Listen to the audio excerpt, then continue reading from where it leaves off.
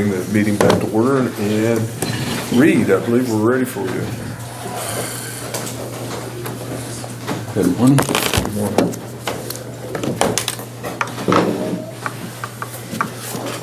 If you remember last time I was here, we ran out of time, so we're going to continue that conversation.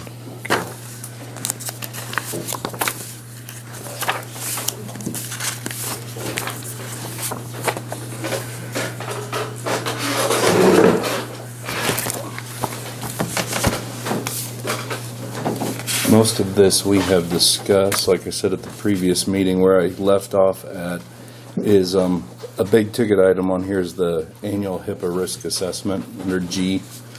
So I'd like to spend a few moments to go through that. What that is we're required, since we are a contractor with Medicare for transportation services, to have an active HIPAA program. To date, I don't believe we have done that, and so I went through and created, I think there's about 28 policies in relation to HIPAA that I'm going to have you guys approve, and today is kind of the first policy and the one that really needs an action item with it. The rest of them are more just generic policy type Housekeeping stuff for you. Yeah.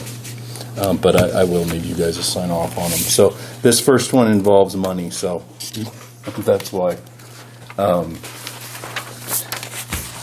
So the second page, that's the actual policy.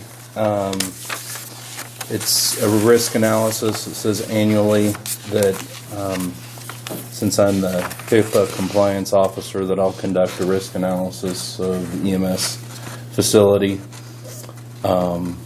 And then basically my findings I'll come back and bring to you guys, and then anything that needs attention we'll discuss how we might resolve those issues.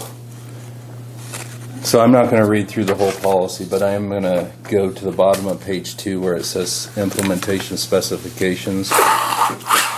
And this is kind of what we're going to start today. It says implementation specifications that are required must be implemented and documented that they were in fact implemented, including how it was implemented. Implementation specifications that are addressable will be implemented as follows. So if the implementation spec is reasonable and appropriate, we'll implement it. So those are the things that either it's in the budget to do, or like one of these just needs a policy written, I'll just go ahead and do those. Number 2, if the implementation spec is determined to be inappropriate and or unreasonable, but the security standard cannot be met without implementation of an additional safeguard, we may implement an alternative measure.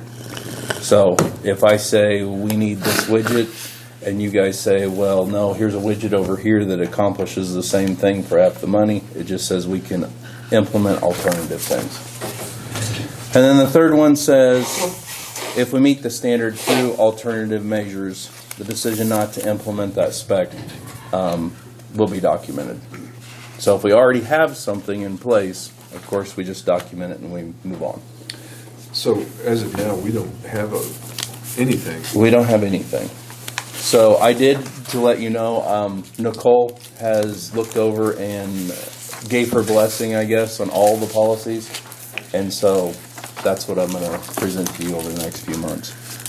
So the next page then is the actual risk analysis that I did February 13th. So this list comes from what we are required to have as far as HIPAA is concerned in regard to either a policy or an action item. Some of this might be a piece of hardware just to alleviate security concerns with electronic patient health records. So the first source where health information is created is received, maintained, or transmitted by the ambulance service. So the first thing is the servers. We do have a server that's back in our janitorial closet.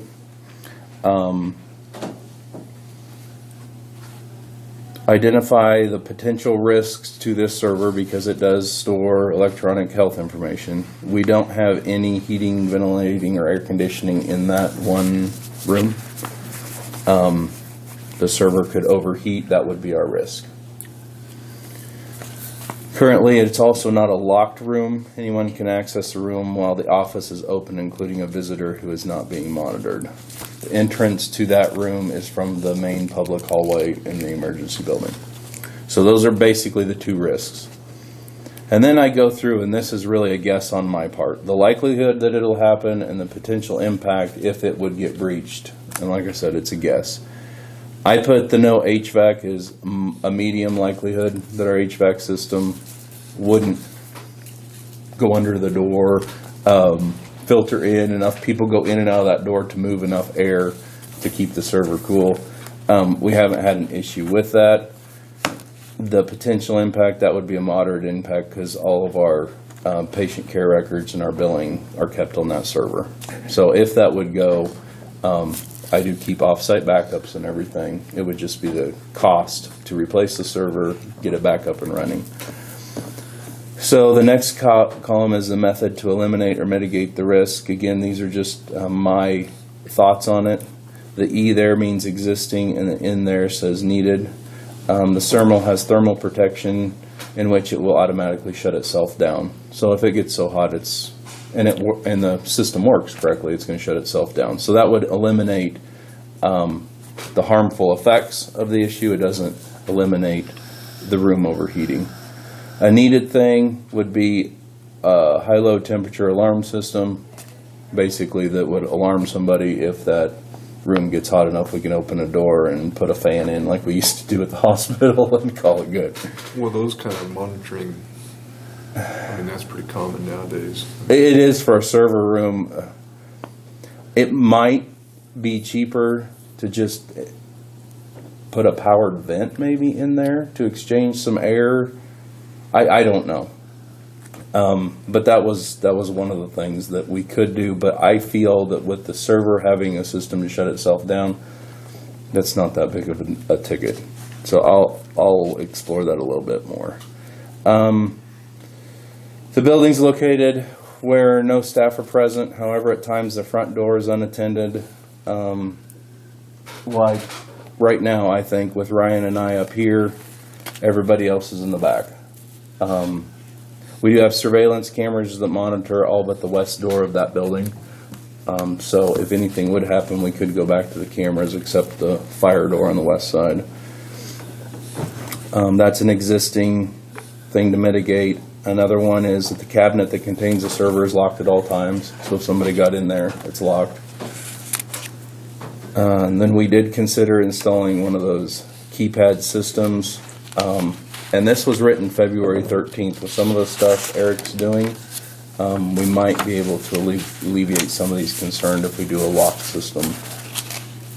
I put in here the cost was about $5,000 to install, and we just didn't have that in the budget. The next page, upside down and sideways. Improper access to the health records, that's a low probability but a high serious threat. And basically I said that we have policies on it, and these are the policies that we'll be addressing and you guys will be approving in the future. We have a policy on access procedures. We have a policy on training our staff on the proper access to the electronic health record. We've got training on the level of access. We've got the training on workstation use and security, and then we do some training on encryption, basically with our email system, what they can and they can't send by email. The fourth thing, the server could be subject to destruction through natural disaster or other event. Low probability, and I put acceptable risks. We have policies on how we operate EMS as far as servers and computers in a disaster. We have contracts with vendors to bring in equipment overnight if necessary to get us back up and running. Security updates, servers set to automatically receive those updates. And antivirus, the server is set up to automatically update the virus signature. So we're good there. Those are all existing. Workstations at Cheyenne County, had to list each computer. Currently, workstation is not locked during normal business hours. Anyone can access the room while the office is open, including a visitor who is not being monitored. It's a medium probability with acceptable risks. The building's locked when there's no staff. However, like I discussed, some things are open. We have policies on the following that I don't need to read to you. And basically, with housing the transportation group also on the EMS side, we have locked our office during normal business hours and put a keypad lock on one of the doors. Page 4, I believe. Our tablets aren't locked. They're in the ambulances. Yes, they could be subject to theft. All of these probabilities are low with acceptable risks because our electronic health record, when we get done with that record, it automatically gets it off of that tablet and up to the internet for us so we can pull it back down. So the probability of there actually being health records on those portable tablets is really remote. Our fax machines, not a problem because we don't store, they don't have hard drives in the fax machines that store any of the faxes. The printers are the same. They don't have hard drives and don't store anything that can be later retrieved if they were stolen. Software and business applications on page 5. Identify all the software that are used for the storage or processing of electronic health records. We do use QuickBooks Enterprise for our billing. PC Ace is another piece to the billing that submits it to insurance. We use Microsoft Office. We have an old Peachtree accounting system that I don't use anymore, but all of our historical records are kept in there. And then we've got that Snooper Professional records all of our EMS 2.8 radio traffic. And then ESO is our electronic health record software. So the only one, software security patch is not installed. That's number 2 in the third column, a medium probability with a moderate risk. And that's one of those that I just need to create a procedure and assign somebody the task to make sure that those get updated regularly. That's our biggest issue there. Hard drives, or other storage media, not applicable because we don't store anything outside of the tablets and the server. And then the last page, physical locations where the old paper records are stored.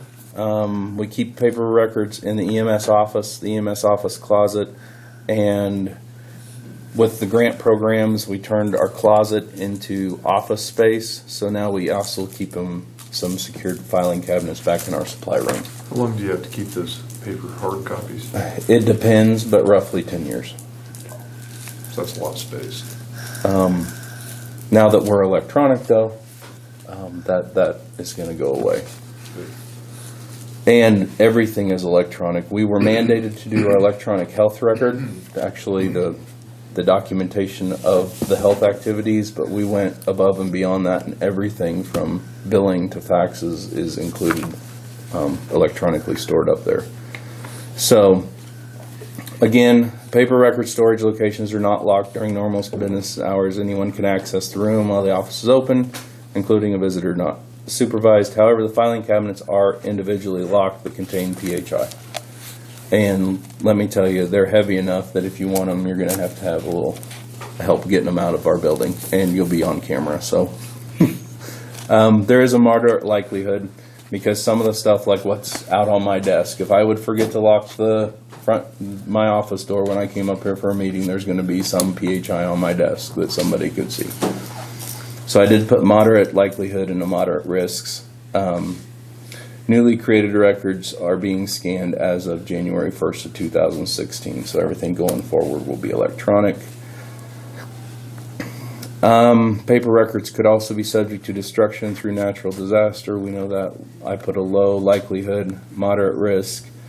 We could store those paper records with a storage vendor or digitize the paper records to electronic. And I know with the last set of commissioners, there was a little bit of discussion about maybe a county-wide digitize your record type project. From the research I did when I was working at the hospital, it was a lot cheaper to just take those to Hutchinson to the salt mine and have them stored than to digitize them. Not a high priority, but might be something that we get some prices on and see if we're actually going to do that. Okay. Every year I get to throw more and more away, so the 11th year stuff. And then the last thing, external sources of PHI.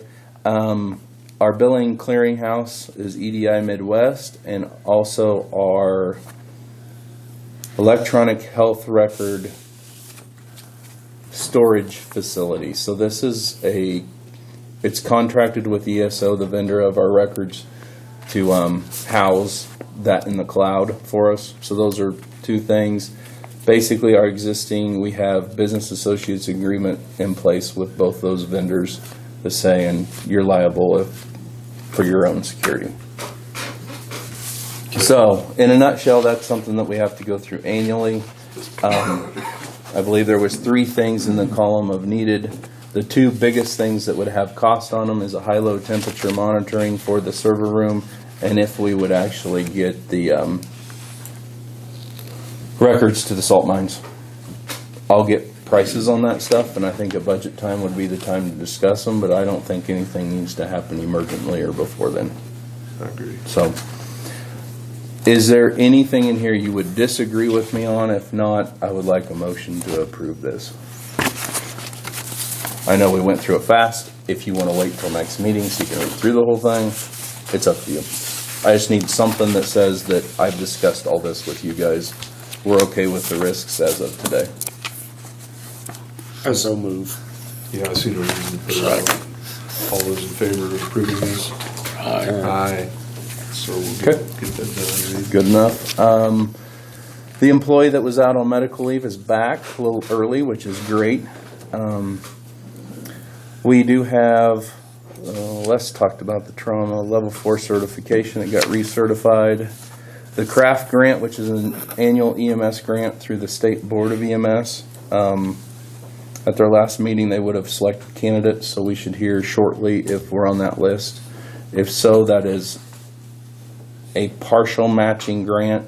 Since Carol's not here, I don't know exactly how much, but it is budgeted for to get a new monitor out of. So, and the last thing I have to talk about is our monitor that we bought last year with this funding. We went with a different vendor. Typically, we use Zoll. I went with Philips this time based on cost and also some good recommendations from Sherman and Thomas County. Thomas County went ahead and they replaced all theirs to Philips. That's been a mistake. Really? It has spent more time in the shop than it has on an ambulance. It has been recalled at least twice. They're a reputable company. I mean, they're good. They give us loaner equipment and all that kind of stuff. But I'm at the point with them where it's been almost a year, and I feel we got a lemon. Supposedly they got about 38,000 of these units on recall. They don't know what they're going to do. So I had the Zoll rep come back here maybe 2 weeks ago, show us their latest and greatest monitor. They're letting us borrow it for a month to see if we like it. The problem is it's about a third more money. Theirs is about 30,000, where Philips is about 20,000. So I reached out to Philips and I warned Nicole I was going to use her name and say we wanted some answers on what some of our options are going to be at this point. And to date, they haven't reached back with me. So I'm trying to investigate what our options are there. If we get this CRAFT grant, I'm going to be making another decision on the Zoll Philips thing. We do have one currently in the budget for this year to buy. So we might have to pool all of our resources and not get as many because of the increased price, if that's what we're going to do. Well, I'm still... You get what you pay for sometimes. Well, I know, but they've never had a recall like this before, supposedly. And this is a reputable company with good... Don't listen to Sherman or Thomas County. Well, I guess so. But they were big city medics that worked with this equipment, all the time. I mean, if it had been gone through the ringer, Tom over in Thomas County would know. Yeah. And it's unfortunate. And like I said, the verdict's still not out because Philips has to decide something that they're going to do. They've got a huge investment. How many do you say they had? If it's true that they got 37,000 on recall. And they've shut down all the manufacturing. They can't sell new. The FDA's involved. Blah blah blah blah blah. I just think it's going to be drawn out, and I don't know why it works. But it may solve itself. The company's going to have to step up and take responsibility for it. Yeah. In the meantime, usually Zoll will buy a competitor's monitor from you at fair market value just to get their monitor in the door. Right. In this case, since it's a lemon, I'm still waiting for them on exactly what they'll give us for it. Okay. So anyway, that's the Zoll Phillips thing. If I could have 5 minutes of executive session for personnel, I will be done. Okay. Make a motion? I move we go in executive session for non-elected personnel. Second. All those in 5 minutes. favor? Aye. Aye.